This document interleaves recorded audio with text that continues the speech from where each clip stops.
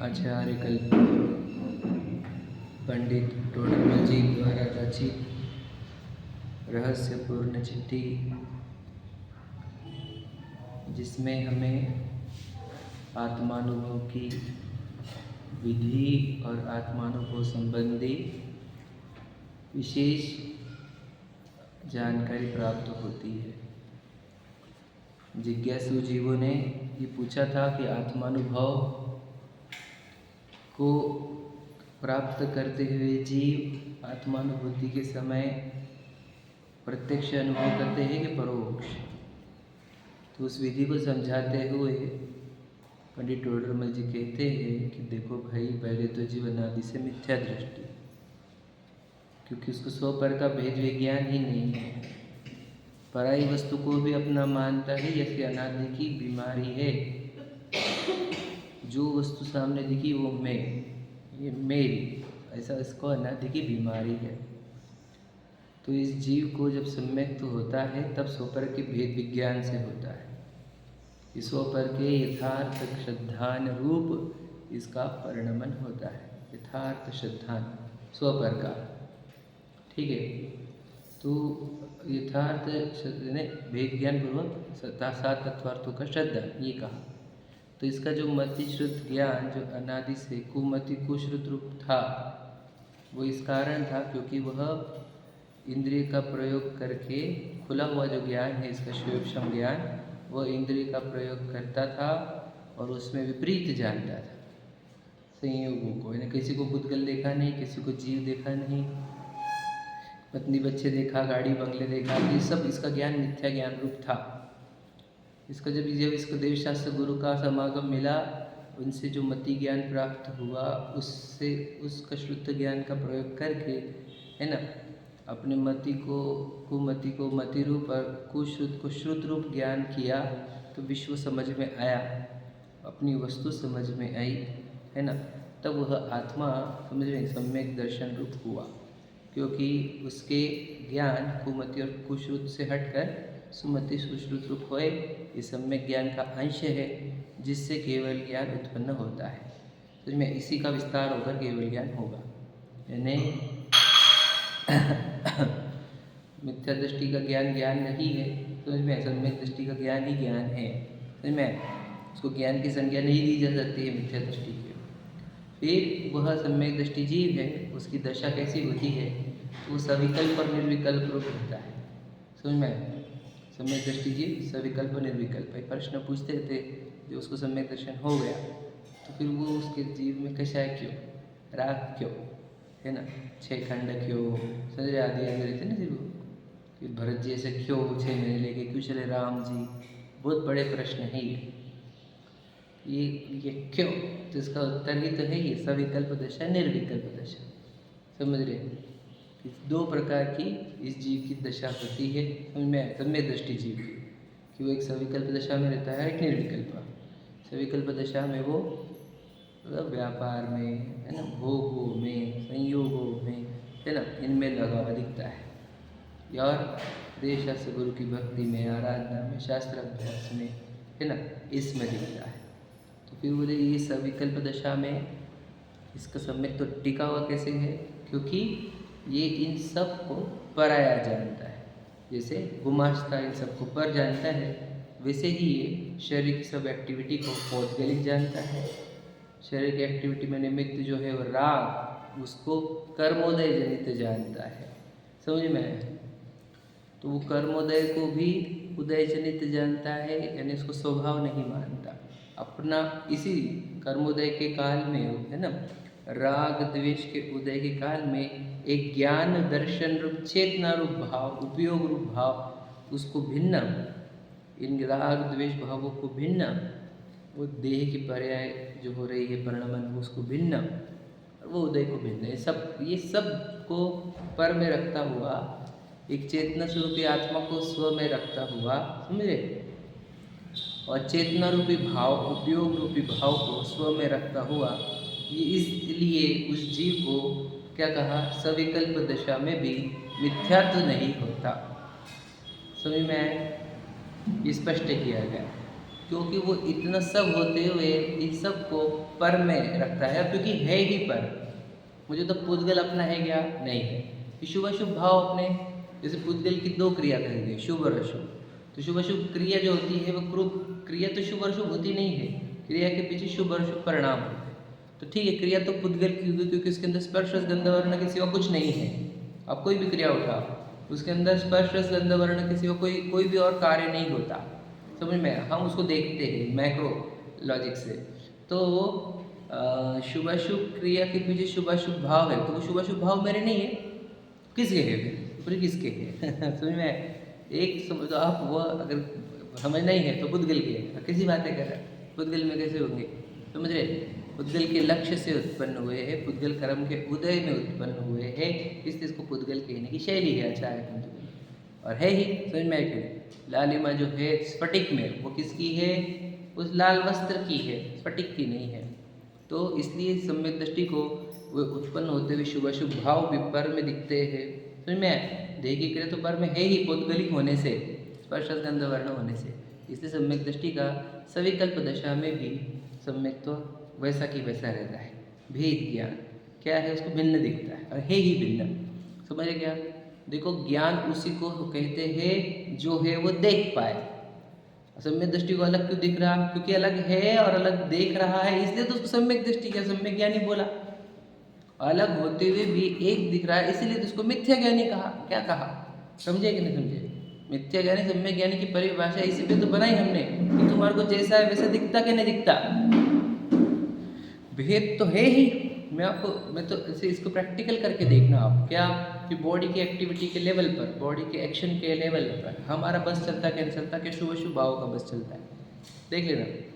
मैं तो बताऊँ, आप इस 24 घंटे में या फिर 16 घंटे जब जग रहे तब उस 16 घंटे की एक्टिविटी में आपके बुद्धिपूर्वक एफर्ट तो मैं आपको बताऊँ 20% थे।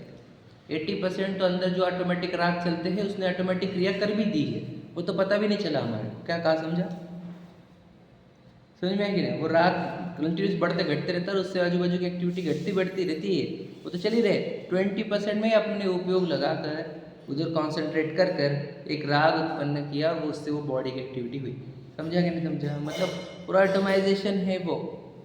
हमें को पता नहीं है कि हम बहुत स्थूल बुद्धि के द्वारा के या अरुचि के कारण हमारे को दिखता नहीं है। ठीक है? तो सम्यक दृष्टि का पूरा भेद ज्ञान रूप चलता है, क्योंकि भेद है। भेद ज्ञान का ज्ञान हुआ है, किसका? भेद का। मिथ्या ज्ञानी को भेद होते हुए भी तो एकत्व का भ्रम। समझ रहे? एकत्व भ्रम है और भेद ज्ञान है। क्या कहा है? याद रखना, एकत्व भ्रम है तो क्योंकि एक है नहीं, तो एकत्व भ्रम रूप होता है और भेद जो होता है वो ज्ञान रूप होता है। ठीक है? याद रखना, भेद दिख रहा है तो समझना ज्ञान है, भेद नहीं दिख रहा समझना भ्रम है। क्योंकि है पुद्गल अलग नाच रहा, शुभ शुभ राग अलग नाच रहे और ज्ञान अलग अपना, समझ रहे, आनंद रूप रहता हुआ। समझ रहे? ज्ञान आनंद तो चल ही रहा है निरंतर, कौन से मोमेंट पर रुकता है, समझना इस बात को। अब उस जीव के सम्यक्त्व से यानी सविकल्प दशा से निर्विकल्प दशा तक जाने की जर्नी को हमने पढ़ना प्रारंभ किया था। हम कुछ पढ़ते हैं फिर हम फिर से चर्चा करते हैं। तो हमने विकल्प की चर्चा करी थी कि जिस जीव के जीवन में बहुत सारे सुख के प्राप्ति के स्थान हो, ऐसे जीव को विकल्प होते हैं। ऐसा मिथ्या दृष्टि के केस में हमने बताया। मिथ्या दृष्टि को अनंत विकल्प होते हैं क्योंकि उसको सुख कहाँ मिलेगा ऐसा कोई स्थान पता नहीं है, इसलिए उसके जीवन में सुख की प्राप्ति के इतने स्थान रहते हैं उपलब्ध, इसलिए उसको इतने विकल्प होते हैं, तो व्यग्र रहता है। समझ में आ गया? सम्यक दृष्टि को सुख के प्राप्ति का स्थान पता चल गया कि आत्मा में और आत्मा का स्वभाव जो होता है वो सुखरूप होता है। उसको वो सुख पता चलने पर भी अब उसको उस आत्मा में और स्वभाव में क्या हो रहा है, स्थिर नहीं हो पा रहा है। वो स्थिरता का अभाव उसकी कमजोरी है और वो उसके समझ लेना अनादि की जो झपट्टे मारने की आदत थी, स्विच होने की आदत थी, समझ रहे क्या नहीं, उस आदत के कारण वो वहाँ पर स्थिर नहीं हो पा रहा है स्वभाव में, आत्मा में। तो वो उसकी कमजोरी है, हमने बताया उसकी कमजोरी है, उसका असंयम है, उसकी मजबूरी है, पूर्व कर्म का तीव्र उदय है। इसके कारण वह आत्मा में एकाग्र नहीं हो पा रहा, स्वभाव में एकाग्र नहीं हो पा रहा। ये बात बताई थी कल हमने। वो याद रखना, मिथ्या दृष्टि राग में है, वह रुचि से है, विकल्पों में है वो रुचि से है। सम्यक दृष्टि भी राग में है पर वो मजबूरी में है। उसका लॉजिक भी दे दिया हमने, हम लोग दे दिया लॉजिक। वो तो चाहता है कि एकाग्र हो, क्योंकि व्यग्रता किसी को पसंद नहीं है। एक समझदार व्यक्ति को व्यग्रता पसंद नहीं होती, मिथ्या दृष्टि को होती है, समझ में? उनको भी पसंद नहीं होती लेकिन उनको समझ में नहीं आता, वो व्यग्र रहते वो, समझ में? क्या नहीं? तो सम्यक दृष्टि तो और व्यग्रता घटाना चाहता है। उसके जीवन का एकमात्र उद्देश्य होता है, गोल सेटिंग एक ही उसकी, कि मुझे निर्विकल्प होना है। समझ में है कि नहीं? भगवान जी हमारे से श्रेष्ठ क्यों और मुनिराज हमसे श्रेष्ठ क्यों? किस आधार पर है? कौन सा है? ऐसी क्या चीज़ है? कोई निर्विकल्प दशा है बस। और कौन सा चीज़ स्पेशल है उनके अंदर हमारे से? अब बोलोगे केवल ज्ञान हुआ, अनंत सुख हुआ, वो भैया सही बात है, वो काहे से प्रकट हुआ? वो निर्विकल्प दशा से ही प्रकट हुआ, समझे कि नहीं? और उनको हम पुरुषार्थी बोलते हैं। किस आधार पर कहा आपने? कौन सा पुरुषार्थ किया? निर्विकल्प होने का पुरुषार्थ किया। मुनिराज को पुरुषार्थी क्यों कहते? वो निर्विकल्प हुए हैं, समझेगा नहीं? ये निर्विकल्पता हमारे जीवन का लक्ष्य है और ये पूज्य भी हमारे इसलिए क्योंकि वे निर्विकल्प है। हमने किसको स्थापन किया बताओ? निर्विकल्प जीव को हमने विराजमान किया है, विकल्प वालों को हम विराजमान नहीं करते। एक बात। दूसरी बात, मुनिराज में हमारे को फिर वही पूज्य लगते हैं जो निर्विकल्प हो, जिनके विकल्प बहुत सारे हो, पूज्य नहीं दिखते हमारे को। सीधी सीधी बात है। पूज्यता अपूज्यता का आधार क्या है बोलो? अंतरागादि धरे जे बाहर धनम बरते सने धारे कुलिंग नहीं महत्व। समझ में? ये सब काय का चिन्ह है? उनके विकल्पों का। उनके बहुत विकल्प है, हमारे से ज़्यादा विकल्प है। और पूज्य कैसे होंगे हमारे लिए? वे निर्विकल्प होते तो पूज्य होते हैं, हम भी उनसे आदर्श लेकर हम निर्विकल्प होते, समझ रहे? तो जीवन का लक्ष्य निर्विकल्प होना है और कुछ नहीं है। मैं आपको बता दूँ, बोलते भी है, जैसे यहाँ के नहीं, हम महाराष्ट्र में हिंदी में तो ही बोलते हैं जब भी कोई बात, भैया आप विकल्प मत करो, आप निश्चिंत रहो, काम हो जाएगा, बोलते भी है ना? अरे आप विकल्प मत करो, समझ में आ गया? वही निर्विकल्प रहो, समझ में आ गया? तो निर्विकल्प पूरी तरह हो जाना, उसी का नाम हमारा मोक्ष है, ठीक है? तो इस सम्यक दृष्टि जीव की वो सविकल्प से निर्विकल्प दशा कैसे आई, उसकी प्रक्रिया हम पढ़ेंगे, ठीक है? देखो, वही सम्यक कदाचित स्वरूप ध्यान करने को उद्यमी होता है। लाइन है, स्वरूप का ध्यान करने का उद्यमी। स्वरूप मतलब आत्मा में, अपने आप का, है ना? अपने रूप का ध्यान करने के लिए उद्यमी मतलब प्रयत्नशील होता है, ठीक है? तो ध्यान का अर्थ बोलो, ध्यान का अर्थ क्या? वही बोलो, हमने कल बताया ना क्या ध्यान का अर्थ? एकाग्र चिंता निरोध ध्यान। तो मतलब अपने वस्तु को क्या करना चाहता है? अग्र रखना चाहता है। अग्र का अर्थ फोकस्ड, समझ में? फोकस एक पर रखना चाहता है। एकाग्रता का अर्थ क्या? फोकस्ड बोलेंगे इंग्लिश में, हम क्या बोलेंगे? कॉन्सेंट्रेट भी बोल सकते हैं, ऐसे हो तो फोकस्ड, समझ में आ गया? फोकस चाहता है वो एक पर, वो भी कौन से? अपने वस्तु पर, समझ में आ गया? देखो, सन्मुख शब्द जो होता है यहाँ पर भी लिखा है, सन्मुख मतलब उसकी ओर मुख होना, समझ में? सम्यक तो सन्मुख, तो अर्थ क्या हो गया? सम्यक तो के सामने जिसका चेहरा है, बस मतलब जिसका मुख सम्यक तो की ओर है, सम्यक तो की जा रहा है, तो उसको सम्यक तो सन्मुख कहा। समझ में? यहाँ पर भी वर्ड आएगा, देख लेना पड़ेगा अपन क्या, कि वह भी सम्यक वो अपने आत्मा का ध्यान करने के लिए, है ना, उद्यमी हुआ है। तो ध्यान का अर्थ वही है कि अपने एकाग्र होना अपने वस्तु में, चिंता निरोध होकर, ठीक है? तो देखो, वहाँ प्रथम भेद विज्ञान स्वपर का करे। तो बताया सम्यक दृष्टि जी एकाग्र होना चाहता है। एकाग्र है क्या? नहीं है। चतुर्थ गुण स्थानवर्ती की चर्चा चल रही मुख्यतः से। तो चतुर्थ गुण स्थानवर्ती एकाग्र है क्या? नहीं है या नहीं है? समझ में आया? तो उस एकाग्र नहीं तो कहाँ है? व्यग्र है। कहाँ है? इंद्रियों में, है या नहीं? बराबर है कि नहीं? और बोलो, शुभ अशुभ राग में, समझ रहे कि नहीं समझ रहे? इनमें व्यग्र है कि नहीं वो? और मन के विचारों में, समझ में आया? राग को साइड में छोड़ दो, इतने समझ लो। राग जो आया हम उसको बाद में लेंगे, पर बोल रहे हैं कि इंद्रियों में व्यग्र है कि नहीं है? वो है। दूसरा, उसको मन के विचार भी चलते ही नहीं चलते रहते हैं? चलते ही रहते हैं। इंद्रिया वर्किंग में है तो मन वर्किंग में होगा ही, कंपलसरी है, ठीक है? अब बात समझो ध्यान से, कि वो चतुर्थ गुण स्थान वर्ती है, वो सामयिक करता कि नहीं करता? ये प्रश्न है हमारा, बहुत इंपॉर्टेंट प्रश्न है। बोलो, तीन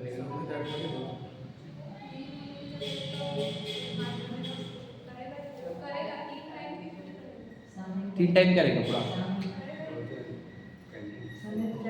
ये कंटिन्यू वाला नहीं है, उसमें निराशा की।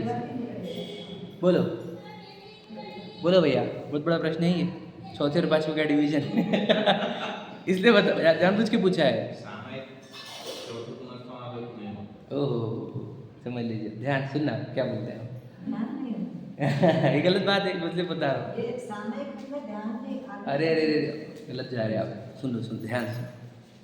तो पूछने को बनने से आपको सोचने के लिए समय दिया, अब सोचो। पहले गुणस्थान वर्ती भी सामायिक करता है, ध्यान सुन लेना, पहले सुन लीजिए, मेरी बात सुन लीजिए, समझ में आया? चतुर्थ भी करता है, पांचवा भी करता है, आगे के तो करते ही, शंका ही नहीं। पहले वाला भी करता है, याद रखना क्या कह रहे हैं, पहले वाला भी करता है। उस सामयिक की दशा में ही जब ध्यान हुआ पहले वाले को, तभी तो सम्यक तो हुआ है या नहीं? समझ में आया? अब चतुर्थ वाला करता है कि नहीं करता है? चतुर्थ वाला भी करता है, कितने टाइम, चाहे एक टाइम करे, चाहे दो करे, चाहे तीन करे, लेकिन वो प्रतिज्ञाबद्ध नहीं होता है।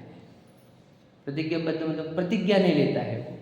प्रतिज्ञा जब लेता है तो पांचवी गुणस्थान में, वहाँ पे सामयिक प्रतिमा भी है हमारे पास, और नहीं, सामयिक प्रतिमा बोल रहा हूँ मैं, प्रतिमा भी एक सामयिक प्रतिमा है। कौन से नंबर की? पांचवी नंबर की, चौथी की पांचवी, चौथी है शायद, तीसरी, चौथी, क्रम में गड़बड़ हो सकती है, देख लेना। हाँ, तो सामयिक प्रतिमा भी है, और शिक्षा व्रत में पहला शिक्षा व्रत है, ये पांचवें गुणस्थान में। तो व्रत इसकी प्रतिज्ञा लेगा वो पांचवें में, लेकिन चौथे गुणस्थान में भी वो सामयिक करता है, याद रखना। अब बोल लो फर्क क्या है चौथे और पांचवें वाले सामयिक में?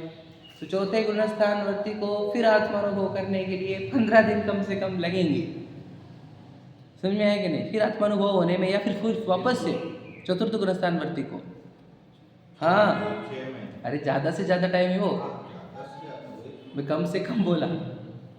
चतुर्थ गुणस्थान वर्ती को फिर आत्मानुभव होने के लिए या फिर निर्विकल्प होने के लिए कम से कम 15 दिन लगेंगे, और ज़्यादा से ज़्यादा 6 महीने, आप समझ रहे हैं? और वही अगर वो देश प्रति है तो अंतर्मुहूर्त कम से कम लगेगा, उसके वापस नहीं होगा, अंतर्मुहूर्त के बाद 15 दिन के अंदर, सही है कि नहीं? तो इसलिए सामायिक से पांचवें गुणस्थान वर्ती है, तुम क्यों कर रहे, तुम क्यों कर रहे, ऐसे चक्कर नहीं है वो, समझ में आया कि नहीं? सब सामायिक करते हैं। वो चतुर्थ गुणस्थान वर्ती भी कर रहा है, ये जो उसके निर्विकल्प होने की प्रक्रिया है वो बैठ कर ही कर रहा है, वो एकांत में जाकर ही कर रहा है, समझ में आया कि नहीं? समझे ना आप?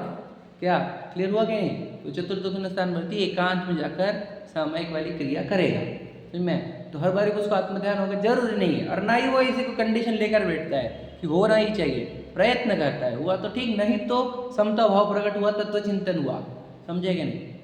उससे भी बहुत बड़ा गेन है। और याद रखना, वो अपने आप को परिपूर्ण देखता है तो आत्मानुभव की इच्छा को भी सेक्रीफाइस करता है, मतलब समझ लेना, वो बड़ी बात है, वो भी और बताऊंगा आगे चल के। तो कहना ये है चतुर्थ गुणस्थान वर्ती, ये जो बात चल रही है। अब इस जीव को सामायिक सोचो, क्या बताया हमने, जो सामायिक करता है, तो बाकी के टाइम पे क्या होता है, उसको इंद्रिय का प्रयोग कंटिन्यू चलता रहता है, समझ में आया?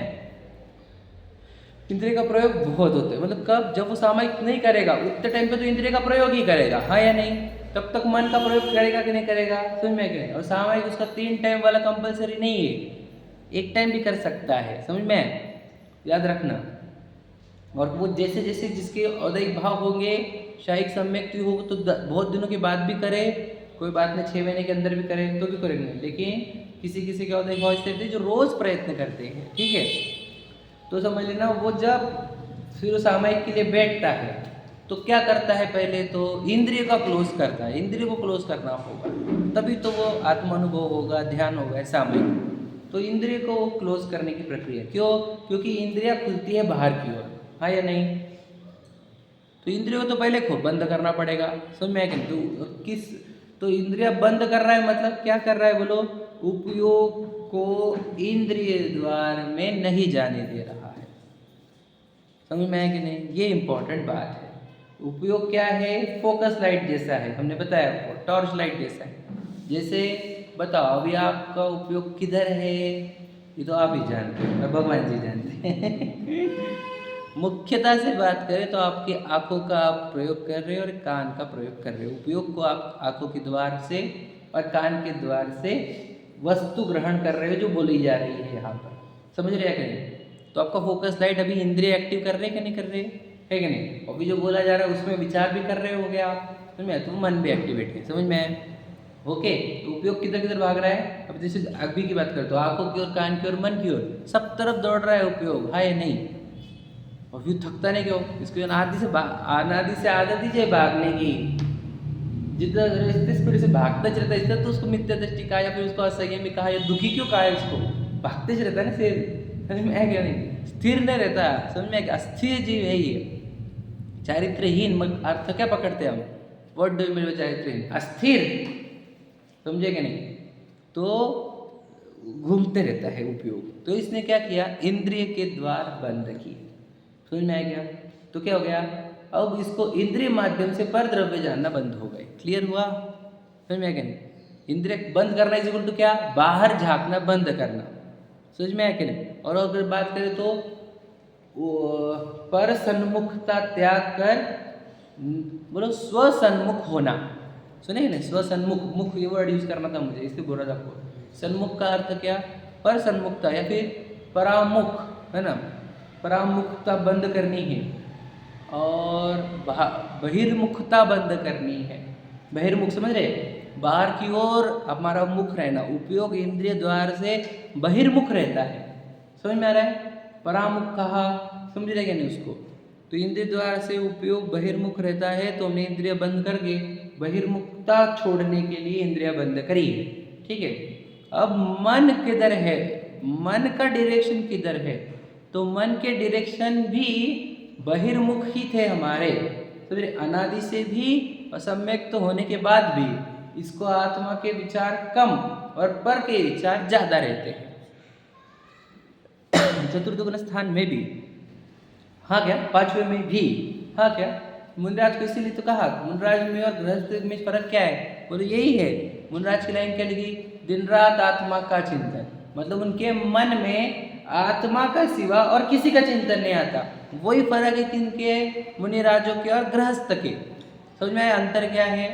हमारे मन में दो विषय चलेंगे, एक बोलो पर द्रव्य के और स्वद्रव्य के। स्वद्रव्य के तो ये टाइम पे ही सामयिक आदि में, और नहीं तो दिन भर पर के ही चलते क्या नहीं चलते? कोई अलग बात कह रहा हो, ये रोज के एक्सपीरियंस है हमारे। बताओ, आत्मा याद नहीं आती, बाकी सब कुछ याद आता है हमारे।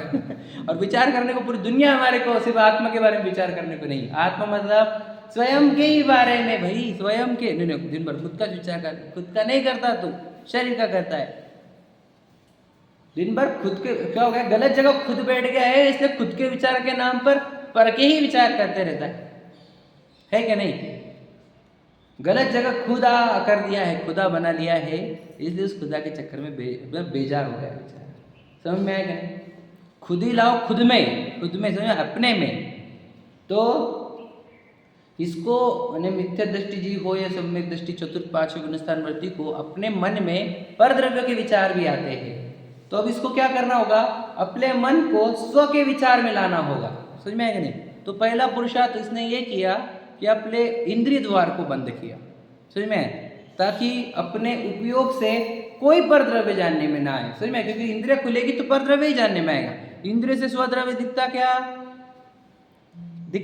नहीं दिखता। इसलिए इंद्रिय पहले बंद करो, क्योंकि वो खुलती बाहर की ओर है और देखती रूपी पुद्गलों को ही है।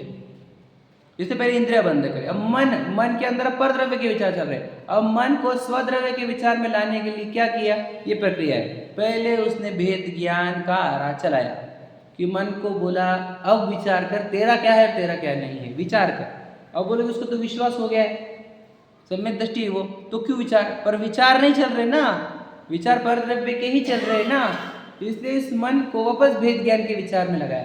तेरा क्या है ये विचार कर।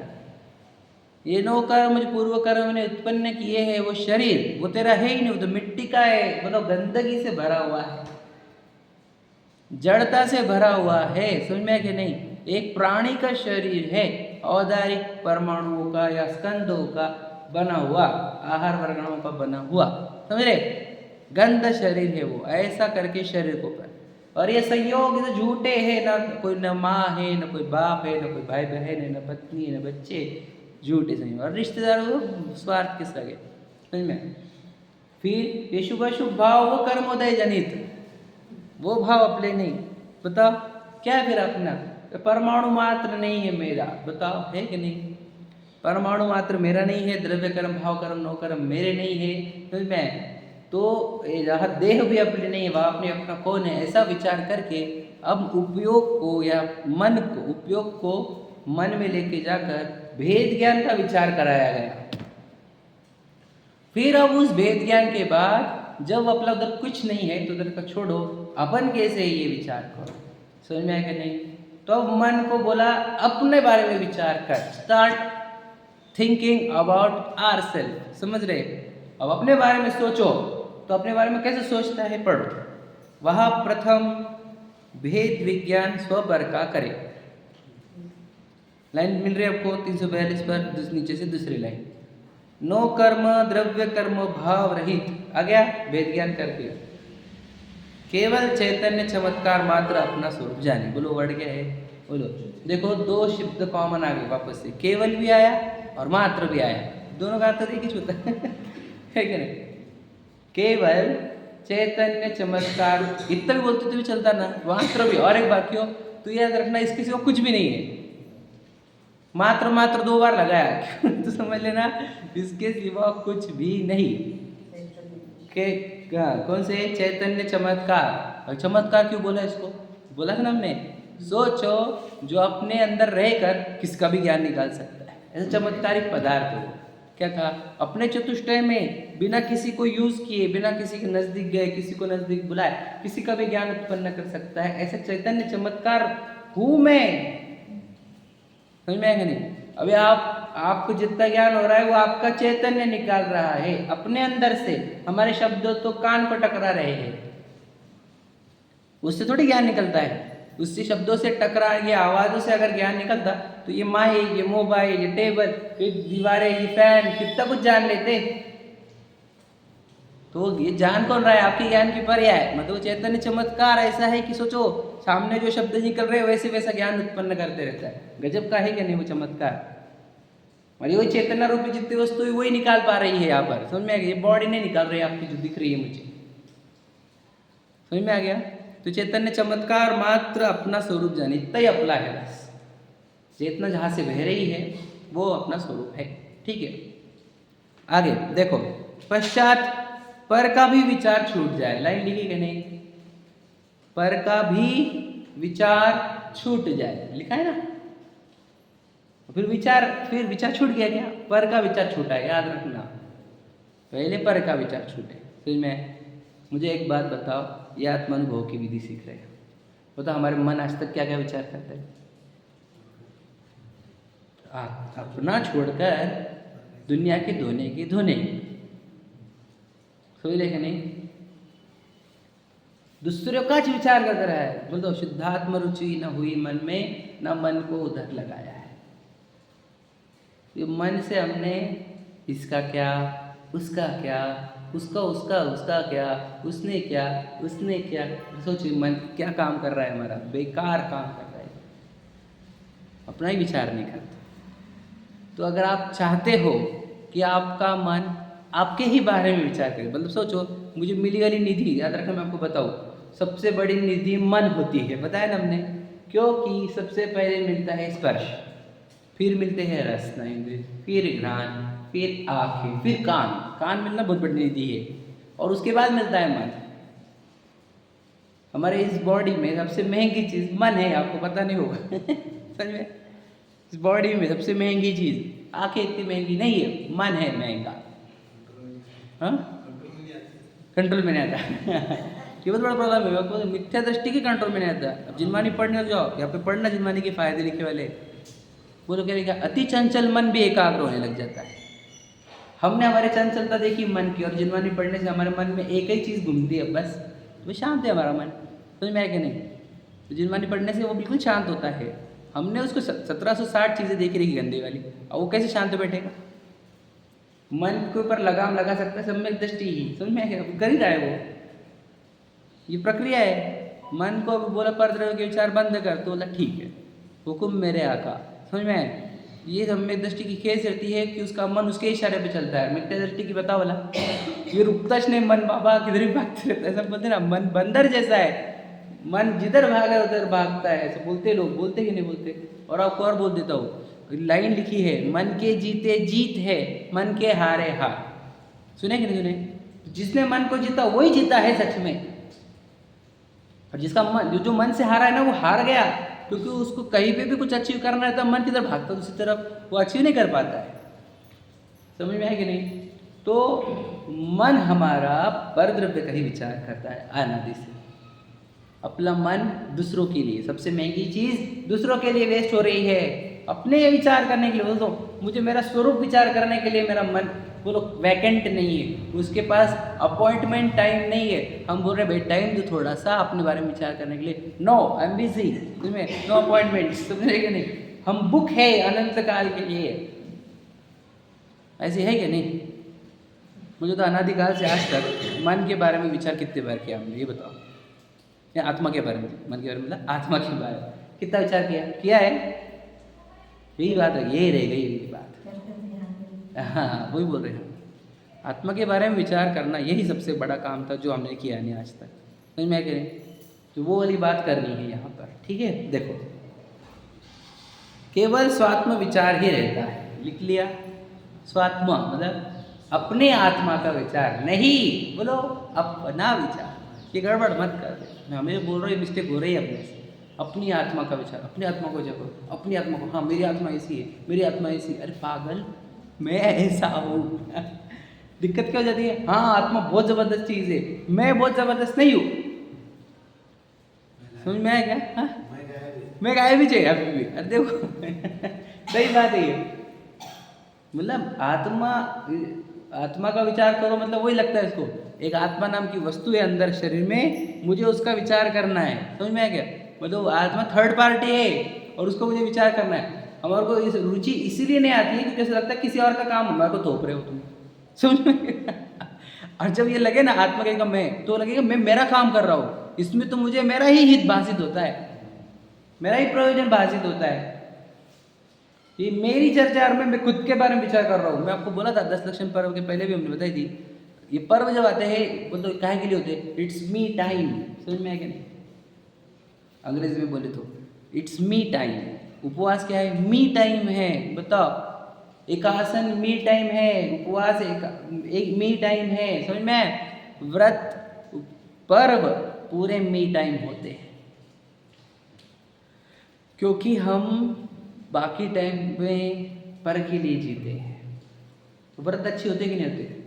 अगर आपको मी टाइम समझ में आ रहा है तो आपको अच्छे लगेंगे, नहीं तो ऐसा लगेगा बाबा उसे ये नहीं खाना है, वो नहीं खाना है, कब अष्टमी आ रही बाबा, अष्टमी आ रही, पहले खा लो, सप्तमी खा लो, नवमी खा लो। उनको अवगढ़ सब समस्या है, समझ? तो पढ़ने वालों की हालत ये है। समझ में आया कि नहीं? मी टाइम, समझ में आया कि नहीं? मेरी बात है ये, मेरा। अभी सामायिक अच्छा है कि नहीं? अब वो हमें कोई लगता है यार बोल दिया रोज 3 टाइम सामायिक करने का। बर्डन जैसा है लोगों को सामायिक भी। पता ऐसा कैसे, कितना आनंदमय कार्य है। मैं आपको क्या बताऊँ, आपको आत्मानुभव की विधि जो मैंने बहुत बार सुनाई है कि इनकी बनारसी दास जी की, बोलो लाइन याद है? लाइन याद है? मैं बोलता बनारसी, वस्तु विचार ध्यान है ना, लिखा है ना? आगे आगे है क्या? ठीक है, ठीक ठीक। तो वस्तु विचारत ध्यावते मन पावे विश्राम, रस स्वादत सुख उपजे अनुभव ताको नाम। ठीक है, देखो क्या है? मन पावे विश्राम। मुझे बताओ, सच बताना, सैटरडे संडे क्यों मनाते हैं हम?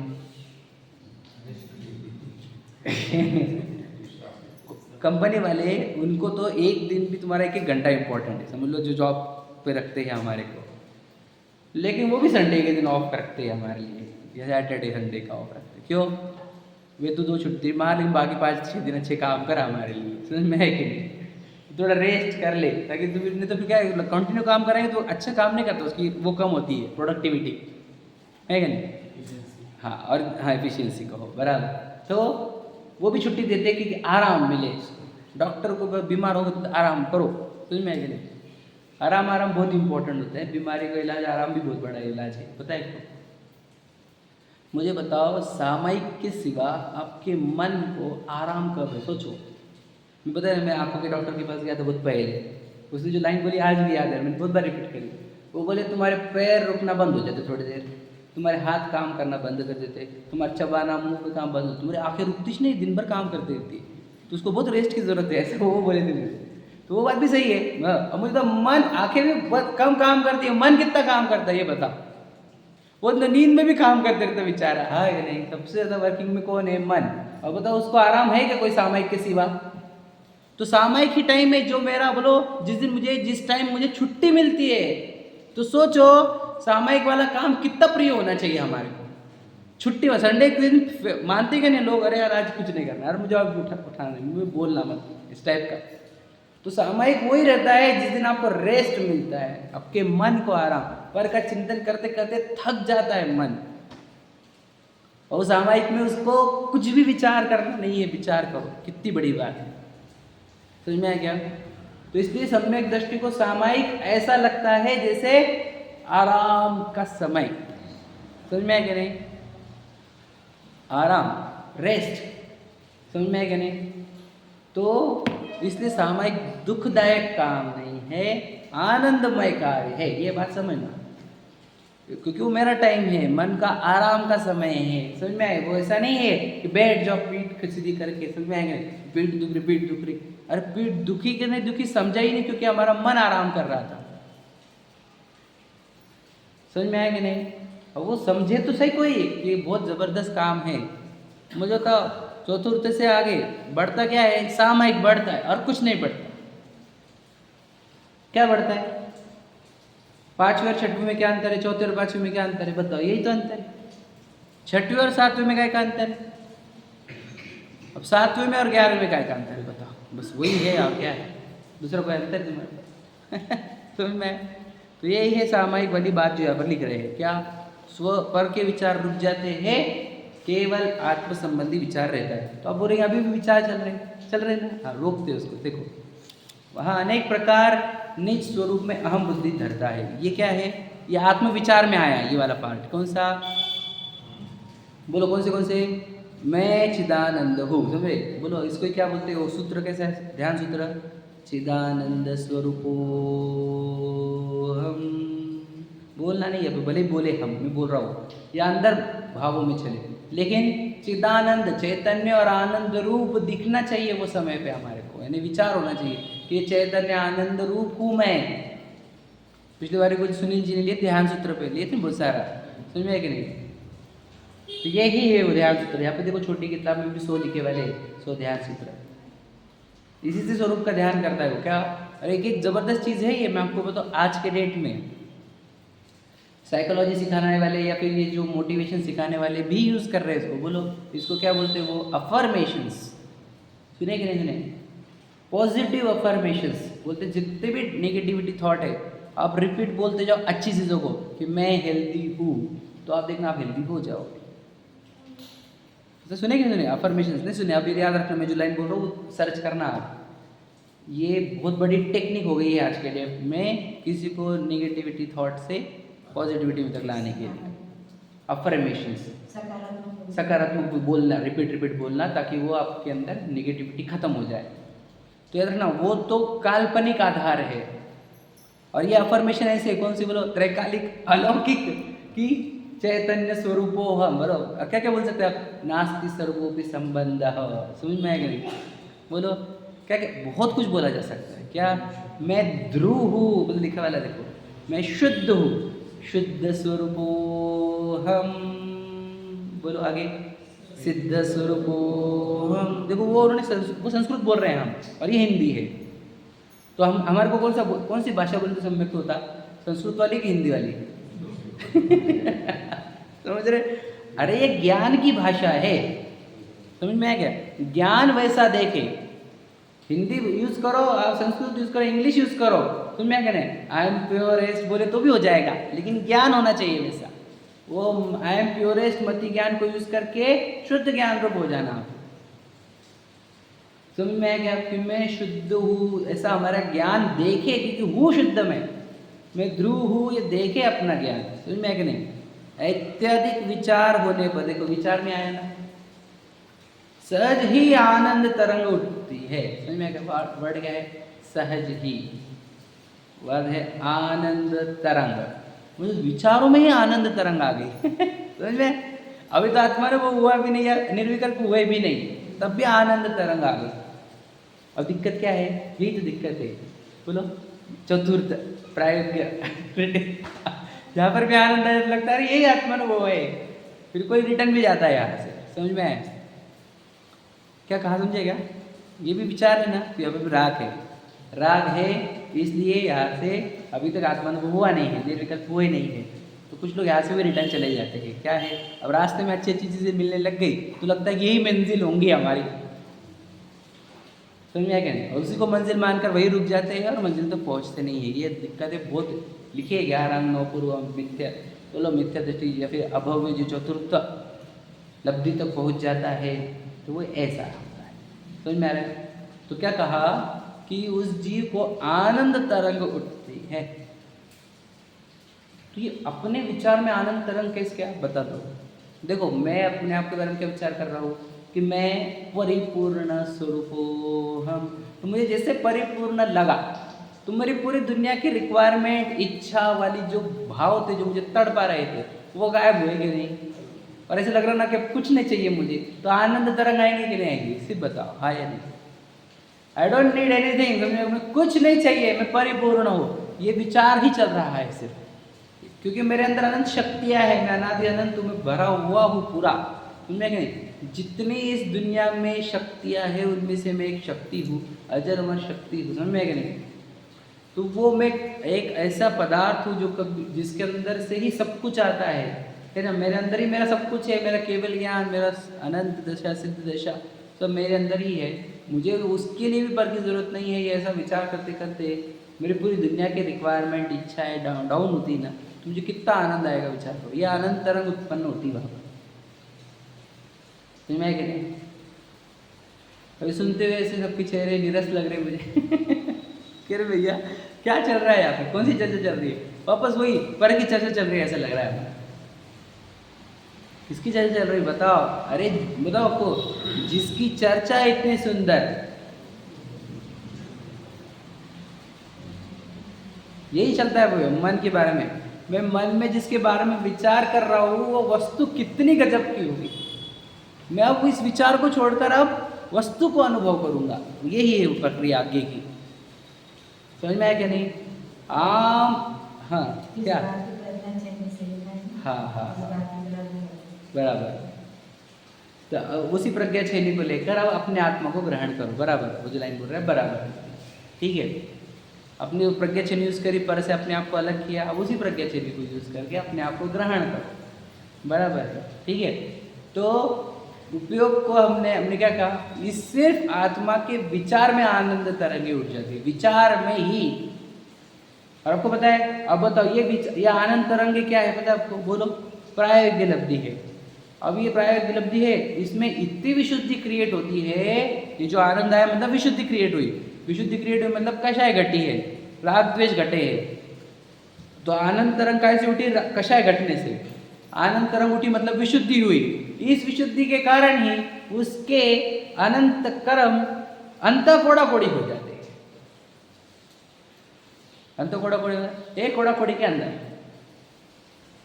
सोचो क्या कह रहे हैं, मतलब संसार इत्ते से इत्ते पे आ जाता है। समझ में आ गया? अभी तो अब अनुभव में भी नहीं आया, ये तो हम तो वहां तक बात कर रहे हैं जब आत्मा के विचार चल रहे हैं और आनंद तरंगे उठ गई। समझ में आया नहीं?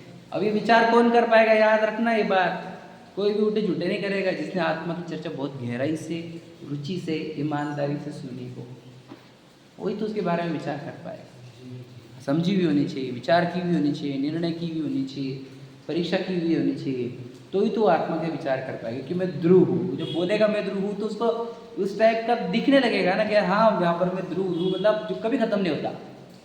दुनिया इधर हो जाए मैं खत्म नहीं होता भैया, पूरा विश्व नष्ट हो जाएगा कल्पना में, लेकिन मैं नष्ट नहीं होता। ऐसा उसके अंदर दादा के अपने वस्तु की मैं कभी खत्म ही नहीं होता, कभी नहीं खत्म होता मैं। तो ये उसके अंदर जो उसने सुना है, क्योंकि द्रव्य के अंदर अस्तित्व गुण है, अस्तित्व गुण के कारण वस्तु कभी नष्ट नहीं होती। उसके कारण उसको पता है मेरे अंदर अस्तित्व गुण है, मैं कैसे नष्ट होऊंगा, मुझे नष्ट कौन कर पाएगा। मैं आज अगर नष्ट होना था तो मैं अभी तक क्यों नहीं हुआ अनादि से। मुझे आज तक कोई सोचो इतने मिथ्यात्व के पहाड़ भी मुझे नष्ट नहीं कर पाए है या नहीं। इतने अपने कर्म बांधे अनंत काल से, इतने मिथ्यात्व किए तब भी मैं नष्ट नहीं हुआ, तो अब मैं कैसे नष्ट होऊंगा।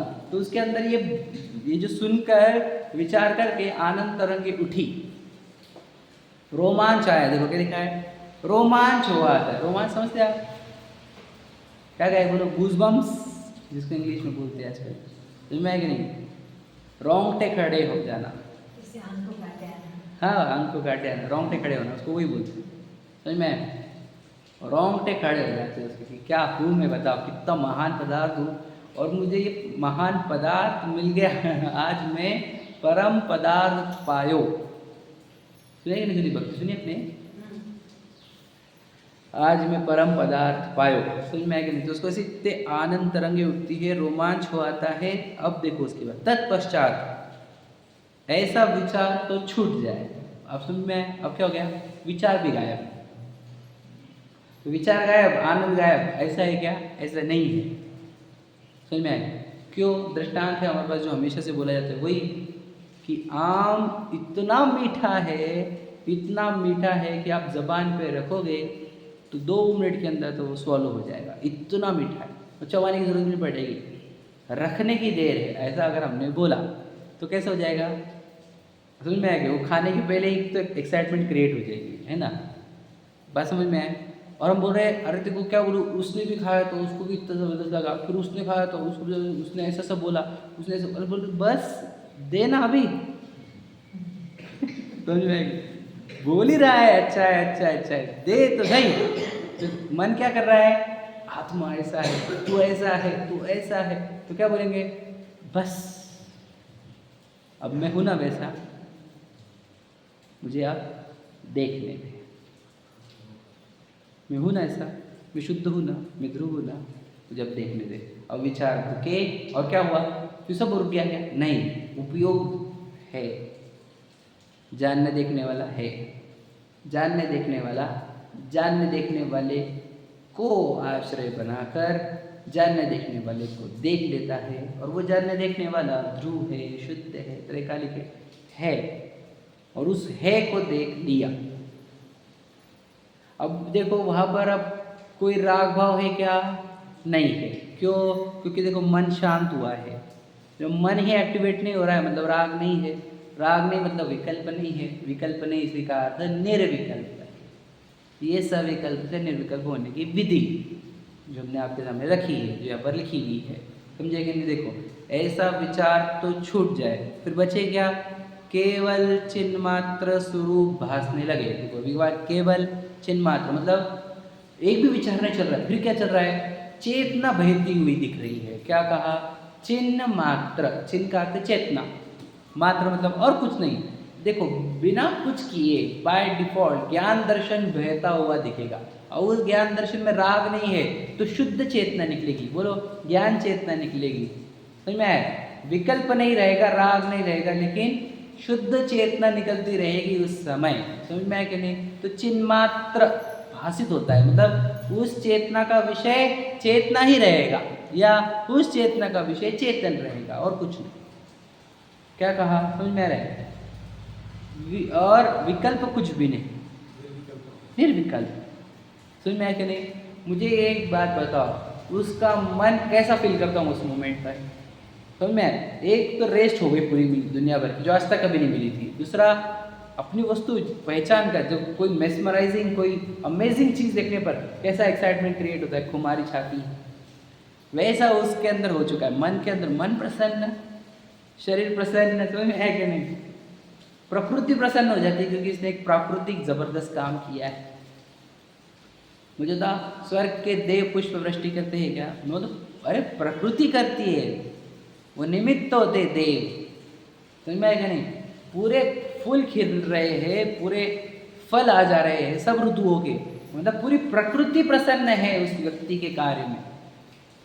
समझ में आएगा नहीं, क्योंकि यह परद्रव्य को अपना मानना छोड़ दे रहा है, परद्रव्य के हस्तांतरण करना बंद कर दे रहा है, तो ये बहुत अच्छा काम कर रहा है। तो प्रकृति भी इसको सराहती है, इसलिए कर्म भी इसको छोड़कर निकलते हैं कि बस इसने तो महान काम कर लिया। समझ में आएगा नहीं, एक आत्मा के चिंतन में अंत कोड़ा कोड़ी हो गया था और आत्मानुभव हो गया, तो कितना बचा, बोलो 2-4 भाव। सोचो क्या कह रहे, छोटा मोटा काम है ये काम कर लेना भैया, समझ लेना आप 2-4 भाव बचे आपके, और अपने सम्यक प्रकट कर लिया ना तो आपकी 41 कर्म प्रकृतियाँ बंधेगी नहीं आपको, है ना, बंध विच्छित हो गई उनकी, मतलब ना आपको नरक गति बन देगी। और ऐसे बहुत सारी खराब क्वालिटी के, न नपुंसक वेद न स्त्री वेद, अगर इसको छेड़ अलग लैंग्वेज बोले तो प्रथम नरक बिन षटभु ज्योतिष वान भवन षंड नारी ठावर विकलत त्रय पशु में नहीं उपजत समझदारी। अब आपको ये कुछ नहीं होगा, अब यहाँ पर मनुष्य हो तो मुख्यतः से आपको अगर आयु नहीं बंधी होगी तो देवायु ही बंधेगी, तिर्यंच आयु बंध गई होंगी तो भोग भूमिका तिर्यंच, मनुष्य आयु बन गई होगी तो भोग भूमिका मनुष्य, नारकी बन गई होगी पहला नरक।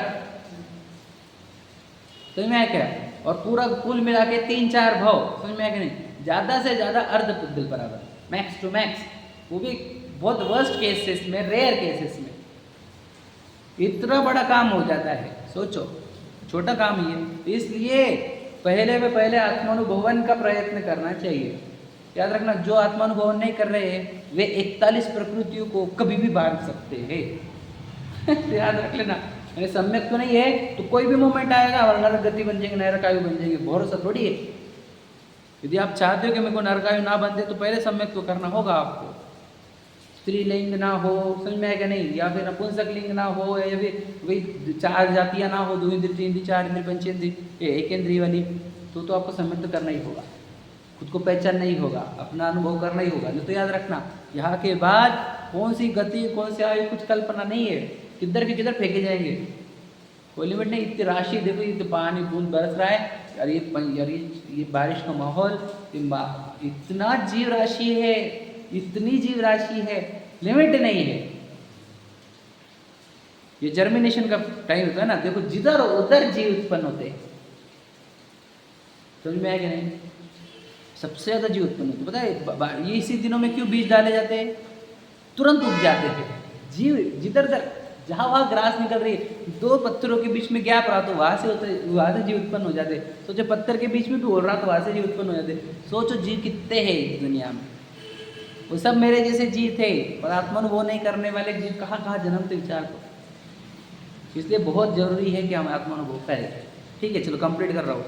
चिन्मात्र स्वरूप भासने लगे, वह सर्व परिणाम उस रूप में एकाग्र होकर, वर्ड आ गया, एकाग्र होकर प्रवर्तते है, पूरे परिणाम जगह हो एक साथ होकर उस चेतना रूप के भाव में लीन हो गए हैं, एकाग्र हो गए हैं, दूसरा कुछ भी नहीं दिख रहा चेतना के सिवा। दर्शन ज्ञानादिक व नए प्रमाणादिक का भी विचार विलय हो जाता है, कोई विचार नहीं, प्रमाण का नहीं, नए का नहीं, दर्शन का नहीं, ज्ञान का नहीं, सिर्फ चेतना भासती है। यह उसका निर्विकल्प दशा का वर्णन हुआ। अभी थोड़ा हुआ है, थोड़ा और कल कहेंगे, समझ में आ रहा है।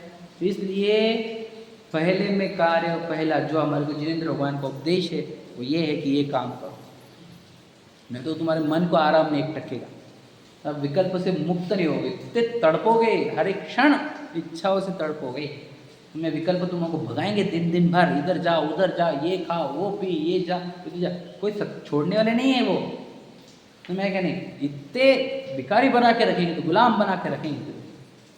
इसलिए अगर गुलाम जैसा नहीं जीना है, समझ में आएगा, तो जियो राजा जैसे, स्वयं को पहचान कर। ठीक है, चलो। सहजानंदेषु